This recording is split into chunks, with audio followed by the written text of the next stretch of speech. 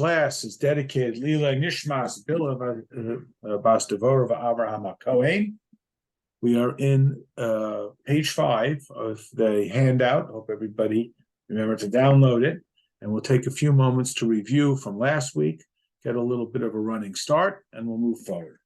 This mimer, as mimers often do, it begins with a pattern of a basic concept, some questions that get us off of our presumption, and then we move forward and start giving some answers, not so much at the narrative level, but we see this as an opportunity to understand it at a more profoundly personal level. So the story that we're talking about is one we're all familiar with. It is Hashem's instruction prohibiting Adam and eventually Chava as well from eating from the tree of knowledge of good and evil. Remember that, good and evil together and what that means. And then when the snake does in fact incite them to eat from the tree of knowledge, Hashem says, oh, now they will be like one of us, the angels.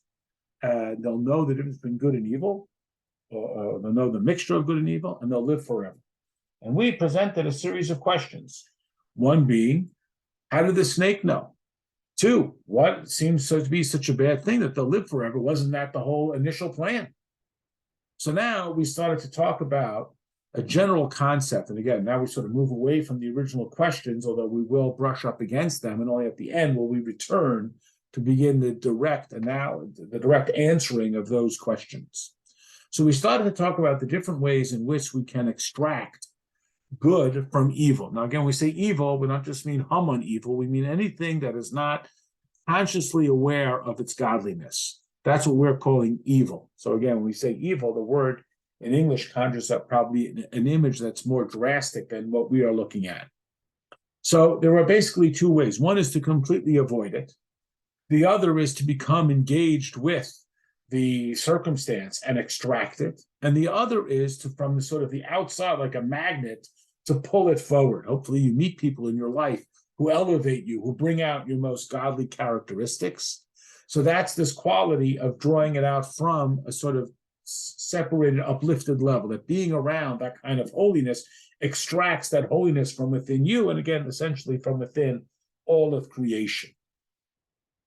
So we start to explain on page 5 now, which is starting to answer some of these questions. So if you got the handout, we start to explain the pasuk that says that God is saying to the angels, like, here's a problem that the humans ate from the tree of knowledge of good and evil, because now they are like one of us. This is God speaking to the spiritual entities.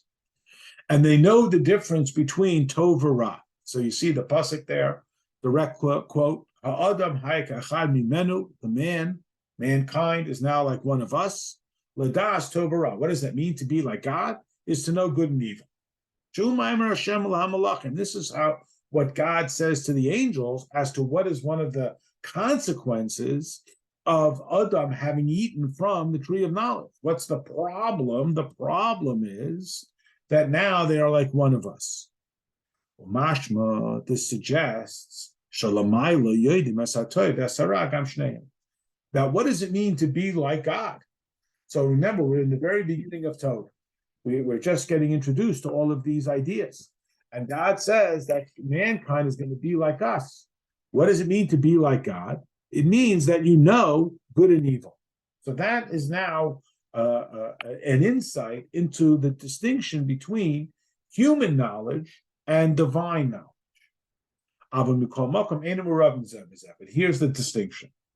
Certainly, again, but we define good and evil not as pleasant and unpleasant, and not as kind and unkind, but good means that which announces its godliness, and evil means that which denies and suppresses its godliness. But those are the definitions. So humans know that too. I mean, God told Adam, of all the fruits you can eat, and this one you can't eat. So what's the difference to say only now that he ate from it does he know of good and evil? So what we see is that in the heavenly spheres, there is good and there is bad. But they're not intermingled. The consequence of Adam's behavior of eating from the fruit is not that he introduced the knowledge that there are some matters that deny their godliness. He knew that before. What the outcome, the downfall of this experience is that now good and evil are intermingled. It's no longer simply bifurcated into all of these fruits are acceptable and this one fruit is unacceptable. Good and evil, it's become good and evil. This is a visual here, folks. It becomes good and evil intermingled together. Because we know that one is good and one is evil.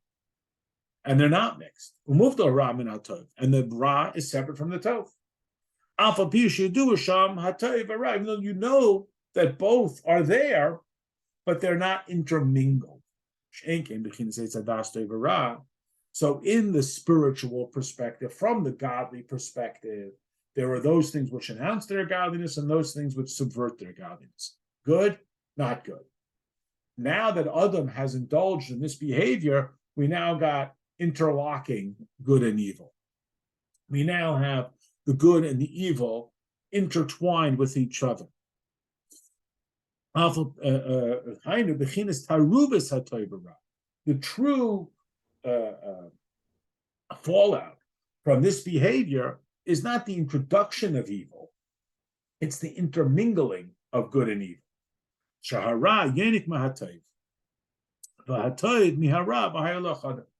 what's happened is all evil, since it's in denial of God. So what is, and again, when we say evil, I know I keep using that word, but it conjures up a certain image. So I want to forestall that mistaken interpretation. Evil doesn't mean sinister, vicious, lying murderers. Evil means it subverts, it denies its relationship, its dependence, its alignment with Hashem. So when we talk about this, we're saying that how then does this denial sustain itself? Where does it garner its nourishment from? Since everything is linked with Hashem and everything is derived from Hashem's consistent presence and life-giving force, so how does that which denies God derive its force? And the answer is by, like a barnacle, sucking out, hijacking, misdirecting the godliness that is found in that which does announce its godliness. We talked about this last time. There is a saying that's a little overgeneralization, which we'll talk about, which is, you can't cheat an honest man. Now, that is generally true, that people get cheated because they think they're cheating somebody else. Hey, I got a special surprise, only you know, and don't tell anybody else and we'll never get caught. And they go, oh, yeah. Well, what happened? Because he was tempted to engage with someone who he thought was a cheater for his benefit, and he winds up getting cheated. That is commonly the case, but it's not the only type. Another type of person who can be cheated is a person who's so honest, who's so transparent, that they can't even imagine that somebody else would not be honest. So what happens is that the denial of God sucks its life force off of those who acknowledge God. The cheater lives off the honest person. The leech lives off the healthy tissue. If you come upon a tree that has maggots in it, you know that the tree is alive, because once the tree is completely drained of any sap or any life-giving force, the bugs move on. They're only there to take what they can possibly get.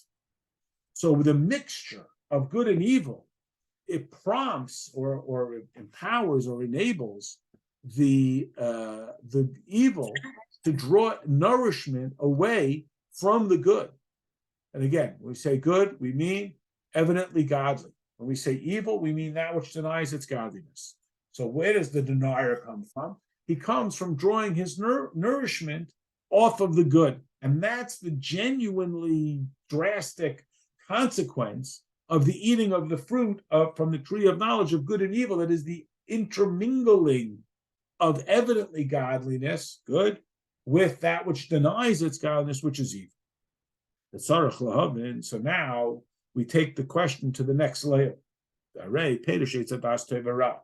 Hainu Lashon Yediyah, we now call it the tree of knowing good and evil, not just that the good and evil are intermingled, giving the denial of God an opportunity to nourish itself from the godly.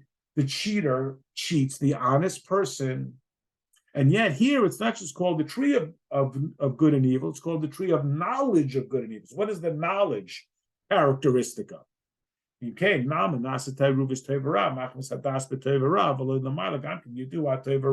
So here we seem to have this odd contradiction.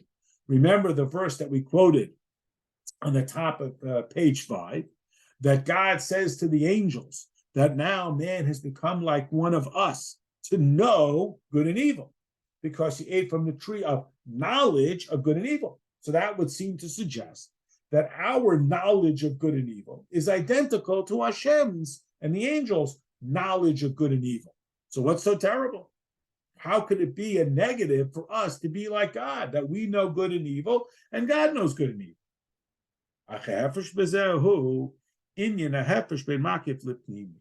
So now the key to understanding the difference between the godly understanding of good and evil and the now distorted human understanding of good and evil, we introduced the doctrine known as makif and panimi. Now, just let's review those vocabulary words from last week. The word makif translates as surrounds, like the culture. A business has a culture, a family has a culture, a community has a culture. What is it? What is that thing? How do I get everybody in my store to be as friendly as everyone in Trader Joe's or the Apple Store or Southwest? How come all my employees are grumpy? What's the handbook? Well, I'll do that. Do what they do. Okay, we'll do. There's something intangible, but very, very impactful. Then there's the panini. The panini is very particular. It's very tailored to the individual. So there is makif, which is somehow ethereal and yet impactive. And then there's the panini, which is very personalized, very tangible, and very describable. So here we now explain.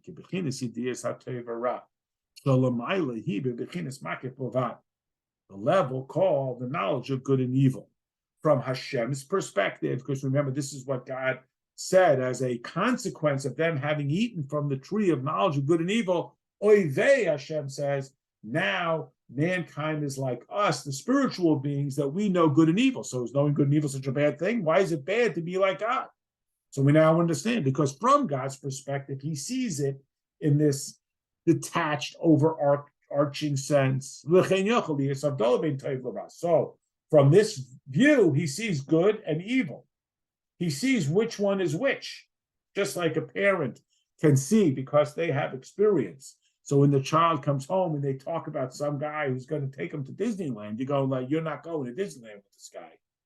Because they can see the makif of it. They can see the whole tone of it. They have that perception from that perspective of experience, in contrast to the kid who's so impulsive, he's just all excited about Disneyland.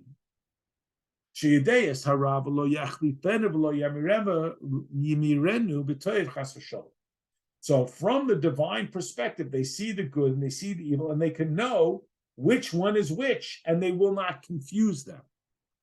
And here the Alter Rebbe quotes a very odd statement in the book of Proverbs, of Mishlei, and he explains it.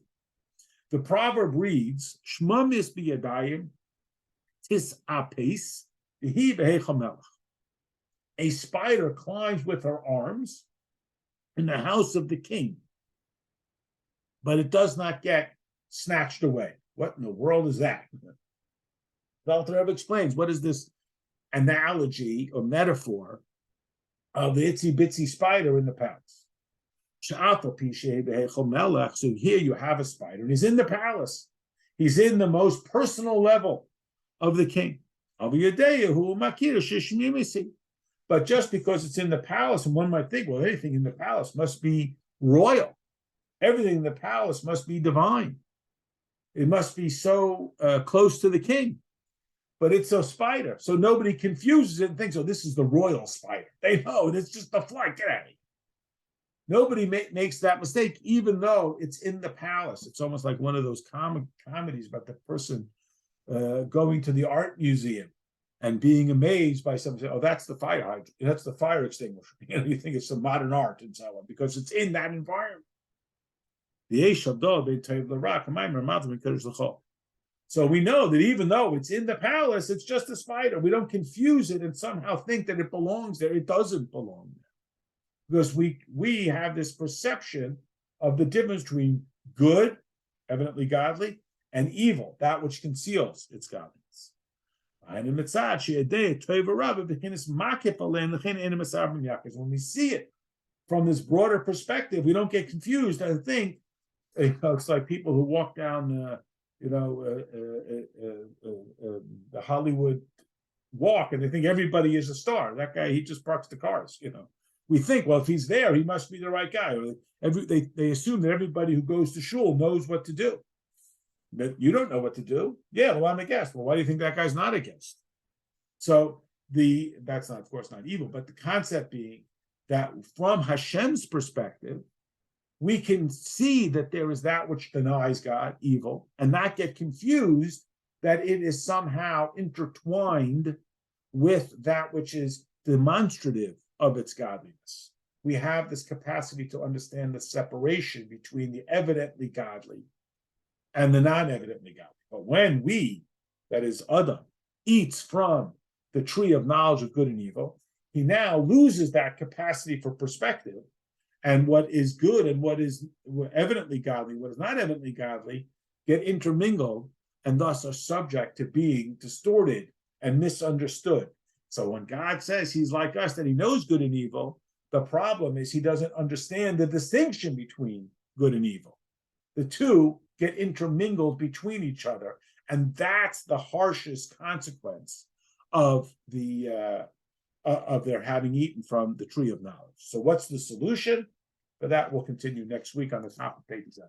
All right, we'll see you tomorrow night for Parsha, and next week we'll continue with the answer. So good night, everybody. We'll see you tomorrow night.